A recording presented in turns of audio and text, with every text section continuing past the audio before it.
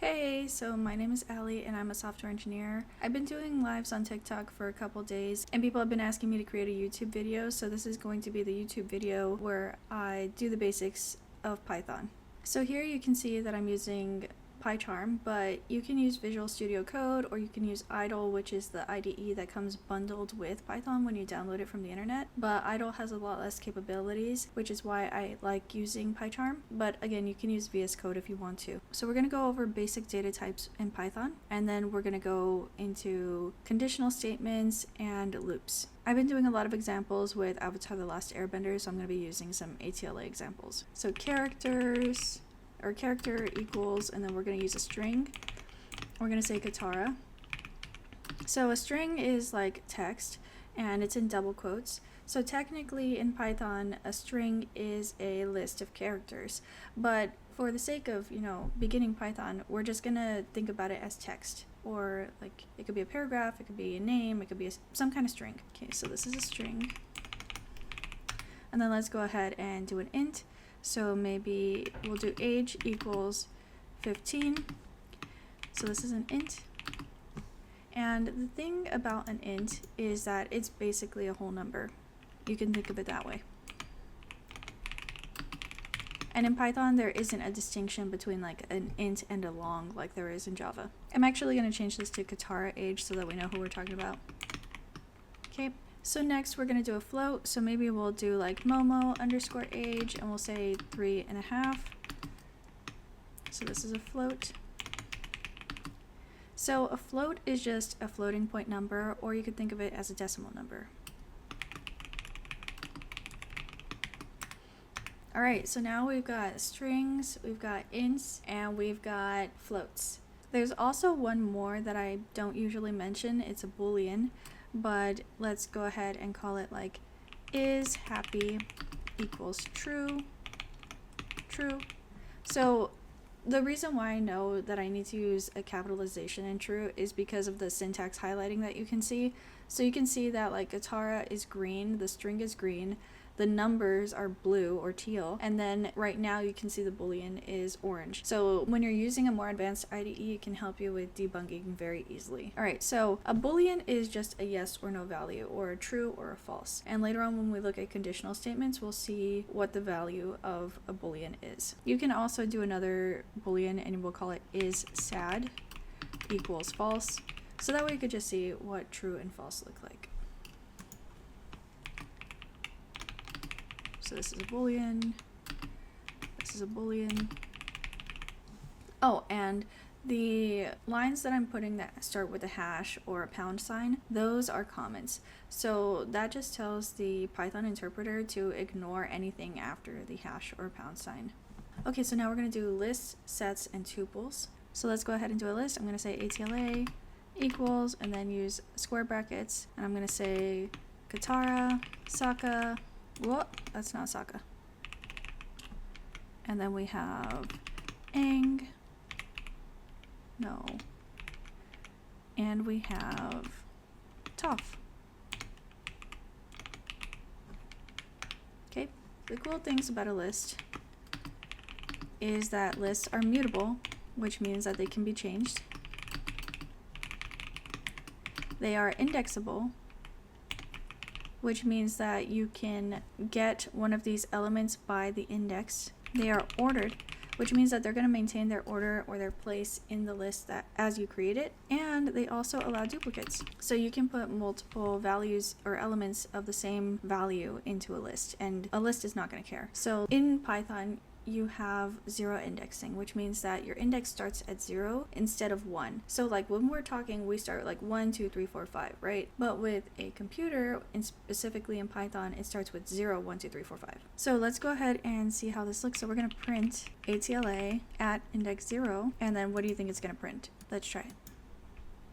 So it prints Katara, because Katara is 0, and then Sokka is going to be 1, Aang is going to be 2, Toph is going to be 3. But if you want to print out the length of the list, then it's going to show 4. So let's go ahead and show that. And we're going to do ATLA 4.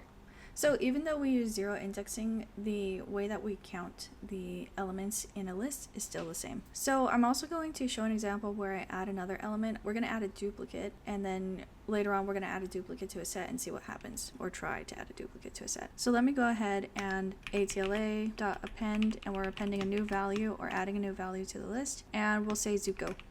And now if we print again ATLA, then let's see what it has in it. Now it has Katara, Sokka, Aang, Toph, Zuko. Even though when we first initialized it, it only had Katara, Sokka, Aang, and Toph. So let's keep going. I'm going to comment out all of this because we don't really need it, and we're going to move on to sets. So let's do companions equals, and then a set uses curly braces. So before we were using a list and we had to use square brackets, but now that we're using a set, we're going to be using curly braces. So let's do companions equals and curly braces, and let's add some of the companions in Avatar: The Last Airbender. So we have Momo, we have Appa, we have Naga, we have Pabu.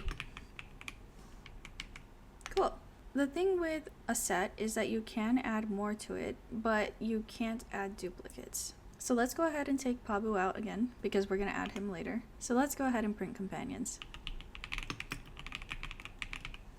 Alright, I'm gonna run it. Okay, so we have Momo, Appa, and Naga. So let's go ahead and add something. We're gonna add Pabu. Companions.add Pabu. Okay, and we're also gonna try to add a duplicate. So let's try to add a duplicate in the form of Naga. So let's do companions.add Naga. And now we're gonna print it again and see what happens. Okay, so let's run. So we started with Momo, Naga, and Appa, and now we have Momo, Naga, Appa, Pabu, but it skipped Naga again. So the reason why is because sets don't allow duplicates. So let's look at some of the attributes of sets. They are mutable, they are not indexable, they are not ordered, and they do not allow dupes. So you see how here we were able to get the index of 0 and find Katara. We're not able to do that with sets. And it also doesn't take duplicates. So now let's go on to tuples. Let's say tuples is going to be countries. So countries equals. And for tuples, we're going to use parentheses. So we can say US. We could say Singapore. We could say Argentina. We can say Mexico. And what else? We'll say Canada. Okay, the thing about tuples is that they are not mutable. So let's go ahead and do this. So tuples, they are not mutable. They are indexable. They are also ordered, and they allow dupes. Okay, so if I print out tuples, what do we get? We got US, SP, AR, MX, and CA. We know that tuples are not mutable, meaning you can't change the elements in here unless you change it to a list and then you change it back to a tuple. They are indexable, so we can go ahead and print countries at 1, at index 1, and we'll get SP, which is Singapore. They are also ordered, which means that they'll maintain their order. Every time you run this program, it's going to keep these in the same order. Whereas you can see here that now sets has changed the order of the set. So Momo, Appa, Naga, but here it's Appa, Naga, Momo. So if it's important to keep everything in order, you don't want to use a set. If it's not important to keep things in order, then you can use a set. Okay, so now we're going to move on to one of my favorite parts, which is dictionaries, and dictionaries used to terrify me. So if you're nervous about dictionaries, it's okay because I was too. So for dictionaries, let's do Pokemon. So I'm going to do Pokemon equals, and then we're going to do moves. We're using curly braces again, but dictionaries use key value pairs. I'm going to still use strings, but you don't always have to use strings. You can use other data types too. You can use integers. Pokemon, let's do Bulbasaur, and we're going to do like, what move does Bulbasaur have? Leaf Blade. Squirtle. Squirtle has Water Gun. Let's do Pikachu.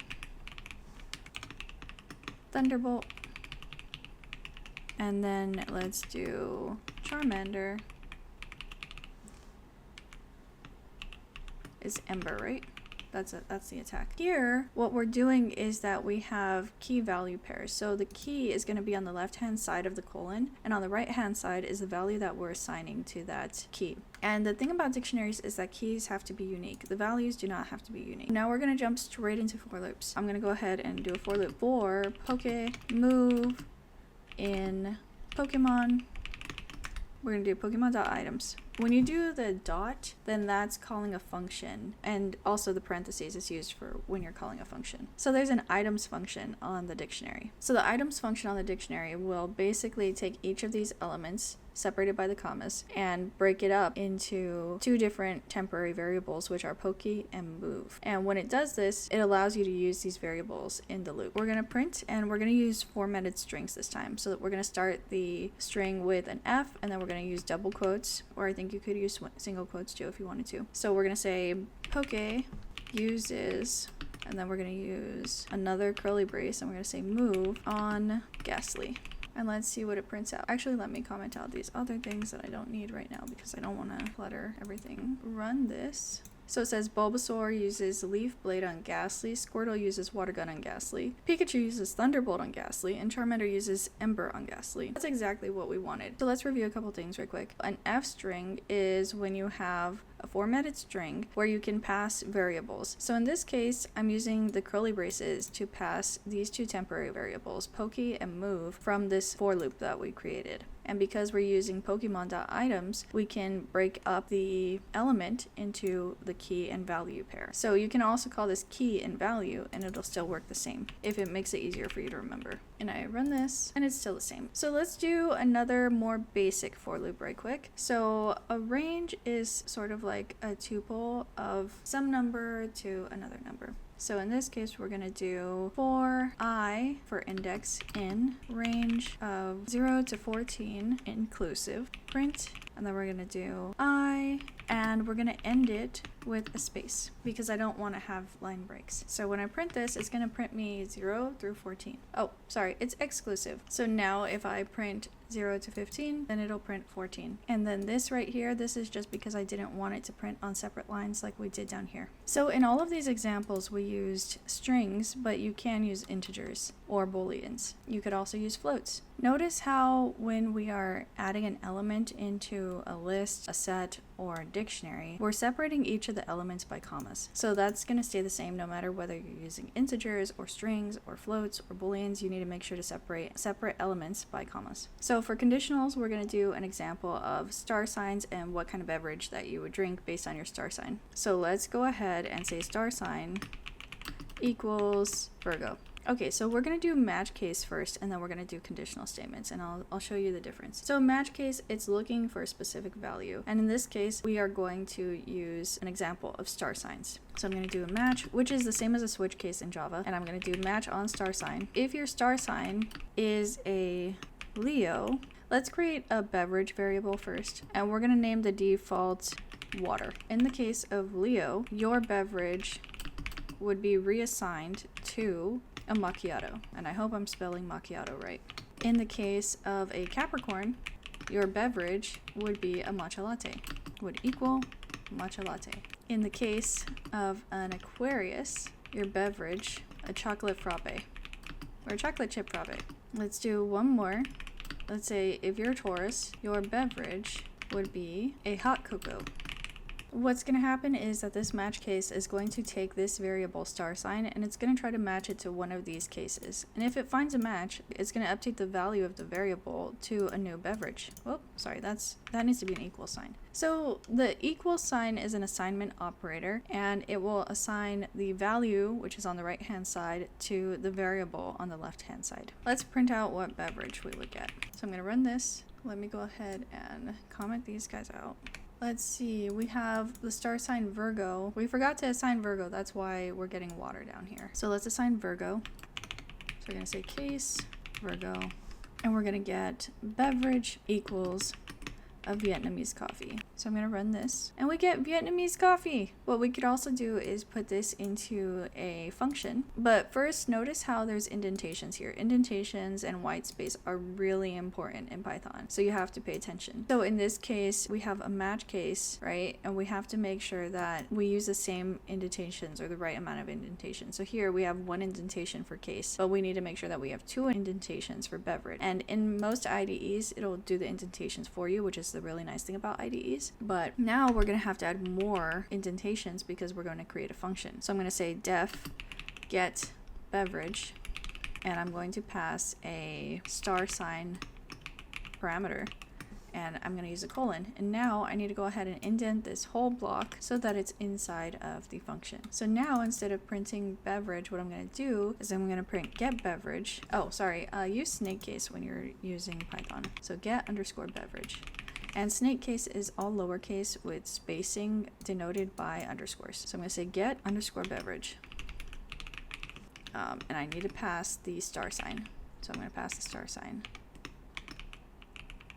Okay, so I'm going to run this. Oh, what happened? Okay, the reason why this didn't work is because I didn't actually return anything. I just assigned these values. And that's what the IDE is warning me about in the second line right here. It's saying local variable beverage is not used. It's also telling me that shadows beverage from outer scope, which is true. We shouldn't be doing that, but that's because I also forgot to put beverage into this right here. So let's go ahead, and when we're done, we want to get out of that match case and we want to return beverage. So now this should work. Let's print. It's going to print Vietnamese coffee for a Virgo. Up here we had a Virgo. And then we passed the star sign. Or actually we could put this down here.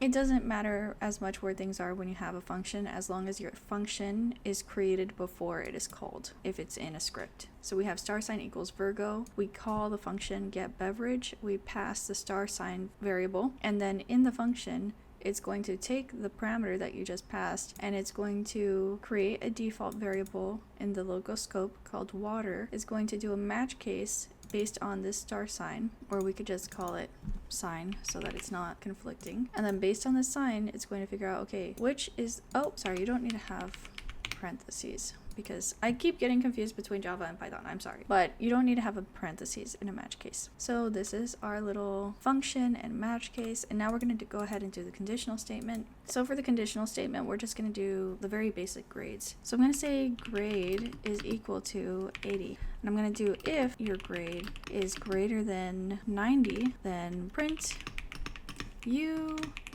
are awesome. And else if, or elif in Python, you're going to do grade greater than 80, print you are still awesome. Cool.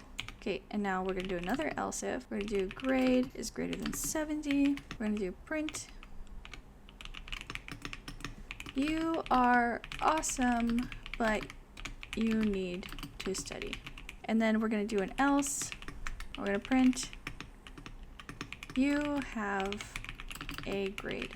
Based on this example here, we have a grade. We have the variable grade equals 80. And what an if statement is going to do, or a conditional statement, is that it's going to look to see, this is going to be a Boolean value, right? So grade is greater than 90. Is 80 greater than 90? No, it's not. So that's false. So it's going to move on to the next statement. And it's going to check, is grade greater than 80? Well, 80 is not greater than 80. 80 is equal to 80. So technically that's a no. So it's going to move on to grade is greater than 70. Is that true? Yeah, it is. So it's going to print you are awesome, but you need to study. And I'm going to comment out the Vietnamese coffee.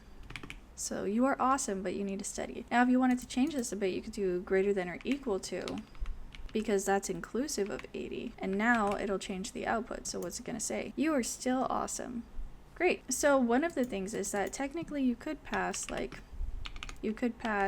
double quotes, like a string, and then it's going to cause an error because you can't use a comparator on strings versus integers. you have to use a comparator on variables of the same type or values of the same type. Some other things about this conditional statement right here, we can use negative values. If we get a negative value, it's just going to say you have a grade, but technically a negative, it's not a valid grade. So you might want to think about how you could change this conditional statement to make sure that it only takes grades from should only take grades from 0 to 100. So you can think about that and code it on your own and let me know what you come up with. I hope you found this to be helpful, and if you have any questions, you can leave them in the comments. Otherwise, let me know what else you're interested in learning, and I will see if I can make a video about it. Thank you. Bye bye.